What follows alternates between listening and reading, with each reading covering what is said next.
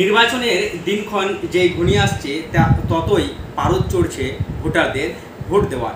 কিন্তু সেই মুহূর্তে আমরা আগে থেকেই আমরা দেখেছিলাম সোশ্যাল মিডিয়ার মাধ্যমেই যে ফারাক্কা ব্লকের অন্যতম কংগ্রেসের লড়াকু নেতা আসিফ ইকবাল মহাশয়, তিনাকে আমরা দেখেছিলাম ভারত জোড়ো যাত্রায় রাহুল গান্ধীর সঙ্গে, এবং তিনি টিকিটের জন্য, তিনি কংগ্রেসের টিকিটে লড়াই করার জন্য তিনি দিল্লিতে পড়েও ছিলেন। এছাড়াও কংগ্রেসের যে বর্তমান রণকৌশল, সেই সমস্ত বিষয়বস্তু নিয়ে আজকে আমরা আলোচনা করব। আমার টি নিউজ বাংলায় আসিফ ইকবাল মহাশয়কে আমি স্বাগত জানাচ্ছি। সরাসরি আপনার কাছে আমরা জানতে চাইব যে 47 বছর ধরে বাংলায় কংগ্রেস কিন্তু ক্ষমতায় নেই, কিন্তু 2024 লোকসভা নির্বাচন জুড়ে যে বাংলায় কংগ্রেসকে কোথায় দেখছেন আপনি? দেখুন, 47 বছর থেকে, বিশেষ করে আমি বাংলার ক্ষেত্রে বলি, 47 বছর থেকে কংগ্রেস ক্ষমতায় নেই ঠিকই, কিন্তু তা সত্ত্বেও এই দক্ষিণ মালদা এবং বহরমপুর আমরা বরাবরই কিন্তু কংগ্রেসের দখলে রেখেছি। আপনি জানেন, প্রতিটা নির্বাচনে লালুবাবুদের বলতে পারেন হাস্য, মানে একটা ঠাট্টা করে লোকেরা বলে যে নির্বাচন আসলে লালুবাবু জমি বিক্রি করে। কংগ্রেস সেই সার্ভিসটা মানুষকে দেয়, যার ফলে বারবার এখানে দক্ষিণ মালদা এবং বহরমপুর আমরা কিন্তু ক্ষমতায় না থাকলেও লোকসভায় আমরা জিতে আসছি।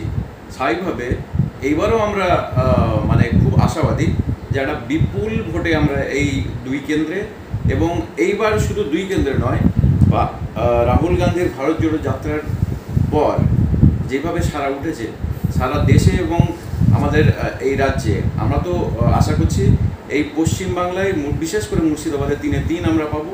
সেলিমবাবু বামফ্রন্ট থেকে জোট প্রার্থী, সেখানেও আমাদের জিতের সম্ভাবনা আছে। জঙ্গিপুর এবং বহরমপুর তো আছেই। তাহলে এত বছর ধরে যখন কংগ্রেস ক্ষমতা নেয়, তাহলে বাংলাকে নিয়ে কি কেন্দ্র ভাবছে না, না কেমন কি? না আমরা সরাসরি আবার চলে আসবো যে আসিফ ইকবাল মহাশয়ের সঙ্গে লোকসভা নির্বাচনে দক্ষিণ মালদা ও জঙ্গিপুরের লড়াইয়ে ছাপ থাকলেও আমরা দেখতে পেয়েছি কিন্তু পঞ্চায়েতের মতোই আপনাকে কিন্তু খালি হাতেই দল ফিরিয়েছে। কি বলছেন এটা? দেখুন, পঞ্চায়েতে গোটা রাজ্যে কংগ্রেসের জেলা পরিষদের মেম্বার একমাত্র আমি টিকেছিলাম। তা সত্ত্বেও আমাকে টিকিট এখানে দেওয়া হয়নি। আমি নমিনেশন করেছিলাম, আমরা সকলেই জানি, এলাকার লোকেরা, মুর্শিদাবাদের লোকেরা সকলেই জানে আমি নমিনেশন করেছিলাম। কিন্তু তার সাথে সাথে আমি প্রকাশ্যে লাইভেও বলেছিলাম যদি আমাকে দল বি ফর্ম না দেয় তাহলে আমি সেটাকে প্রত্যাহার করবো, কারণ আমি পার্টি লাইনের বাইরে কোনোদিনও যাই না। কারণ এখানে আমি কংগ্রেসের আদর্শ দেখে রাজনীতি করি, সুতরাং তার বাইরে যাওয়ার কোনো প্রশ্নই নেই। এবার টিকিটটা দেওয়া হয়নি কেন, সেটা একটা আভ্যন্তরীণ বিষয়। এটা নিয়ে আমি দলের কাছে কোয়েশ্চেন করেছি, তার উত্তর এখনও পর্যন্ত আমি পাইনি কেন দেওয়া হয়নি। এবার লোকসভার নির্বাচনে জঙ্গিপুরের জন্য আমার নাম উঠেছিল, আমার সাথে আরও দুজনের নাম উঠেছিল, সেগুলো নিয়ে চর্চা হয়েছে, যার ফলে আমাকে আমি দিল্লি গেছিলাম। দিল্লিতে সমস্ত লিডারদের সাথে কথা হয়েছে, তারা আমার বায়োডাটা দেখেছে, তারা আমার কাজ দেখেছে, তারাও আমার জন্য লড়াই করেছে। কিন্তু শেষমেশ দল সিদ্ধান্ত নিয়েছে যে মর্তুজা সাহেব যাকে টিকিট দেওয়া হয়েছে উনি হচ্ছেন পারফেক্ট ক্যান্ডিডেট, তো ওনাকে দেওয়া হয়েছে। এতে আমার কোনো মানে বলার জায়গা থাকে না। যেহেতু দল ওনাকে প্রার্থী করছে, আমি কামনা করবো যে উনি খুব ভালো ভোটে এখান থেকে জিতে আসুক। কিন্তু দলের মধ্যে যে একটা বিবাদ রয়েছে, আমি সেই জেলা পরিষদের টিকিটটা আমাকে কেন দেওয়া হলো না তার প্রশ্নের উত্তর এখনও পর্যন্ত আমাকে না দল দিয়েছে, না আমাদের এখানকার নেতা যিনি আছেন, আমাদের রাজ্যের প্রেসিডেন্ট শ্রী অধীর রঞ্জন চৌধুরীজি, যিনি বকলমে আমাদের জেলা সভাপতি আছেন, তার তরফ থেকে কোনো উত্তর আমি এখনও পর্যন্ত পাইনি। আমরা যেটা রাজনৈতিক মহলে যেটা জোর চর্চা দেখতে পাই, অধীর চৌধুরী বনাম আসিফ ইকবাল একটা দলীয় কুন্দল। না, এটা বলাটা ভুল হবে। অধীর চৌধুরী আমাদের দেশের সংসদীয় নেতা, তিনি আমার তুলনায় অনেক বড় মাপের নেতা, আমি কিছুই না তার সামনে। কিন্তু হ্যাঁ, একটা মুর্শিদাবাদে আপনি বলতে পারেন যে একটা হাওয়া তৈরি করা হয়েছে যে আমি নাকি ওনার বিরোধী। আমার তো সেরকম কোনো জায়গা নেই, আমি না ওনার বিরুদ্ধে কোনো কাজ করতে গেছি, না আমি পার্টির এগেনস্টে কোনো কাজ করতে গেছি। কিন্তু হ্যাঁ, একটা মিসআন্ডারস্ট্যান্ডিং আছে, যেটা আমি আগেও বললাম। কিছু প্রশ্ন আছে আমার যার উত্তর আমি পাইনি। আমি গতকালকেও ফারাক্কা একটা মিটিংয়ে ঝামেলা হয়েছে, এখানকার ব্লকের নেতারা বলছে যে আমাকে কোনো প্রোগ্রামে ডাকা যাবে না, যার কারণ এটা জেলার নির্দেশ। জেলাকে আমি বারবার এটা জিজ্ঞেস করেছি যে জেলার তরফ থেকে এরকম কোনো নির্দেশ আছে। অদিতদাকে আমি স্বয়ং জিজ্ঞেস করেছি, অদিতদা নিজে বলেছেন যে না, এরকম কোনো নির্দেশ নেই। কিন্তু সমস্যাটা যখন আছে, তো সমস্যাটা সমাধান কেন হচ্ছে? অদিতদার উচিত ছিল সেখানে ব্লক নেতৃত্বকে ফোন করে বলা এরকম কেন হচ্ছে, কিন্তু সেই জিনিসটা কিন্তু হয়নি। আপনি যে কথাটা বলছেন সেখানে কিন্তু লোকসভায় তো ভোটে একটা ব্যাপক একটা প্রভাব পড়তে পারে। না দেখুন, আমরা প্রতিজ্ঞাবদ্ধ, দলের মধ্যে কন্দল হতেই পারে, লড়াই হতে পারে, মতরোধ হতেই পারে, কিন্তু আমরা প্রতিজ্ঞাবদ্ধ আমাদের নেতাকে আমরা প্রধানমন্ত্রী বানাবো। আমাদের পশ্চিমবাংলা থেকে যত সম্ভব হোক আমরা সিট জয়ী করে সেখানে আমরা তাদেরকে পার্লামেন্টে পাঠাবো। এবার বহরমপুর থেকে কি নির্দেশ আসছে না আসছে তাতে কোনো যায় আসে না।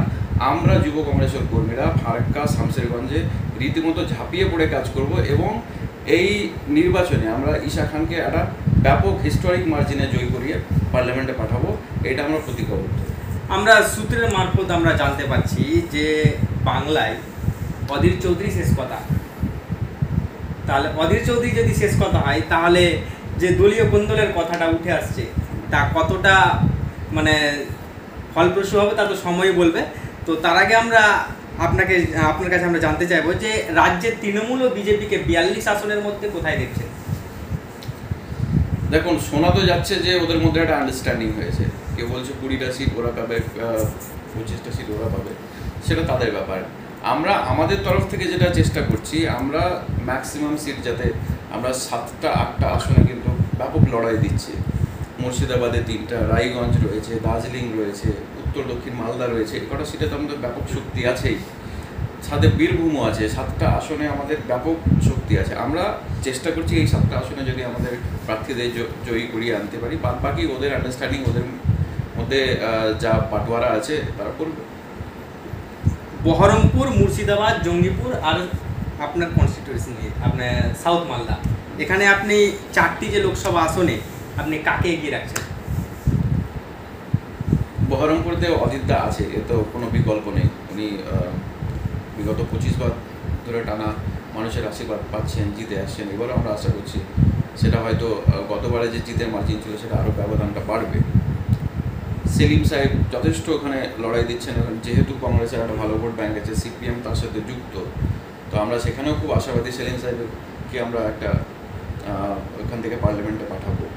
মর্তুজা বকুলদা, আমরা বলি বকুলদা জঙ্গিপুর থেকে প্রার্থী, উনিও খুব ভালো পজিশনে আছে। তার কারণ জঙ্গিপুরে একটা সমীকরণ আছে যেটা আমি সেখানে বলছি না, এবং দক্ষিণ মালদা তো আছেই, আমরা বরাবরই জিতে এসেছি এটা। এবং এখানে আপনি জানেন কিছুদিন আগে বেশ কয়েকটা ওপিনিয়ন পোলেও দেখাচ্ছে যে আমরা এই দুটো সিটে বহরমপুর এবং দক্ষিণ মালদায় আমরা জিতছি।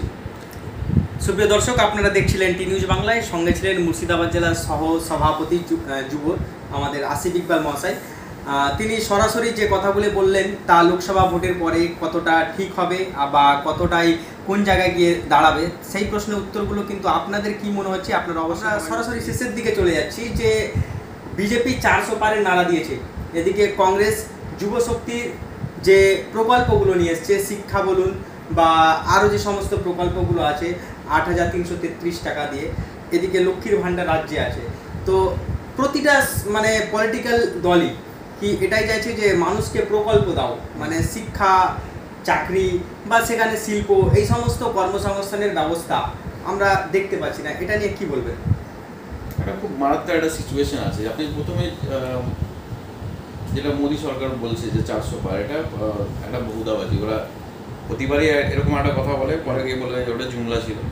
আপনি গোটা দেশের রাজনীতি যদি দেখবেন, বিজেপির টেম্পো অনেকটাই ডাউন হয়ে গেছে, সেরকম হাওয়া নেই। ওরা প্রথমে ভেবেছিল রাম মন্দিরকে ইস্যু করে আমরা পুরো নির্বাচনটা শেষ করে নেব। রাম মন্দির লোকে খাচ্ছে না, ফলত এখন বিভিন্ন জায়গায় বিভিন্নভাবে কমিউনাল কনফ্লিক্ট, রায়েট। আপনি মুর্শিদাবাদে দেখুন, বেলডাঙে একটা ঘটনা ঘটে গেল, এরকম ধরনের মালদায় আদিনা নিয়ে একটা ঘটনা ঘটে গেল। তো তাদের মধ্যেই কনফিডেন্স নেই যে তারা হয়তো এবার মেজরিটি যে ম্যাজিক ফিগার যেটা আমরা বলি, ম্যাজিক ফিগারটাই হয়তো পাবে না। সুতরাং এটা লোকের মধ্যে একটা ছড়িয়ে দেওয়া যে আমরা 400টা সিট পাচ্ছি যাতে আমাদের আরও ভোট হয়, ওতে কোনো কাজ হবে না। কংগ্রেস যথেষ্ট ভালো জায়গায় আছে, আমরা তো খুব আশাবাদী যে এবার ইন্ডিয়া জোটের গভর্নমেন্ট হবে।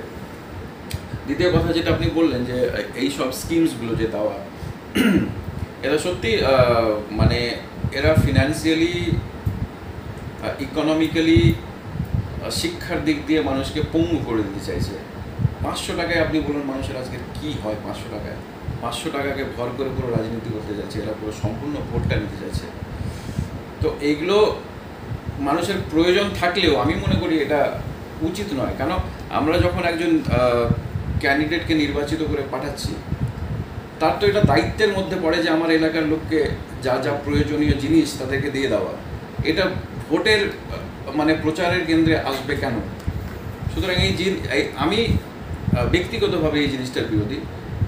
আমার মনে হয় এতে গভর্নমেন্টের কাজ করা উচিত, কর্মসংস্থান, এডুকেশন, এতে হেলথ সেক্টর, এতে কাজ করা উচিত।